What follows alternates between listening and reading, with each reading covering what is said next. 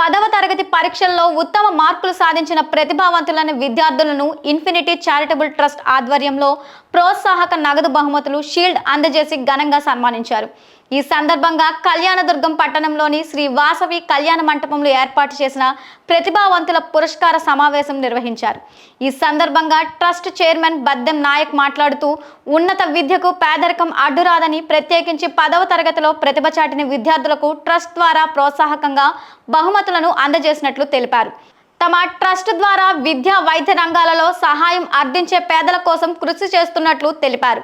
ఈ కార్యక్రమంలో పాల్గొన్న ఎక్స్చేంజ్ అధికారి వినోద్, డిఎస్పీ రవిబాబు, ఎంఈఓలు తిప్పస్వామి, రామాంజనేయులు, ఏటీటీఎఫ్ జిల్లా అధ్యక్షులు రాయం వెంకటేశ్వర్లు, సామాజిక సేవాకర్త కిషోర్ కుమార్, పెన్షనర్ సంఘం ప్రధాన కార్యదర్శి తిప్పస్వామి తదితరులు మాట్లాడుతూ ఇన్ఫినిటీ చారిటబుల్ ట్రస్ట్ సమాజంలో మార్పు కోసం చేస్తున్న కృషిని ప్రశంసించారు.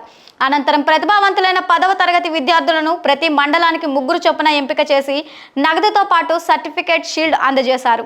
ఈ సందర్భంగా ట్రస్ట్ చైర్మన్ బద్దం నాయక్ సేవలపైన చిన్నారులు ప్రదర్శించిన నృత్య రూపకం ప్రత్యేక ఆకర్షణగా నిలిచింది.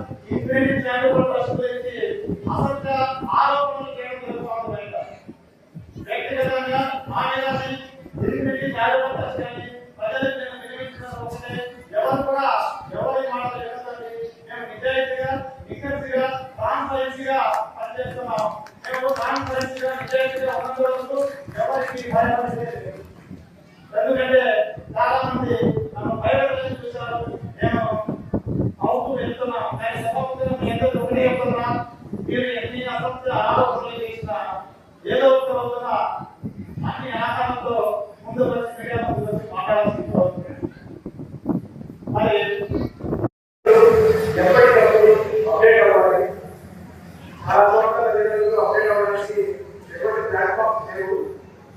ఇక్కడ కళ్యాణదుర్గంలో చూస్తే తల్లిదండ్రులకి సపోర్ట్ గా ఒక ఇన్ఫినిటీ చారిటబుల్ ట్రస్ట్ మీకు అండగా ఉన్నందుకు చాలా హ్యాపీగా ఉంది. కూడా పిల్లల పట్ల చాలా జాగ్రత్తగా తీసుకోవాల్సిన అవసరం ఉంది. ఇక్కడ మనము అన్ని ప్రోగ్రెస్ గా ఉన్నాయనేసి కొన్ని నెగటివ్స్ మర్చిపోయేందుకు వీల్లేదు.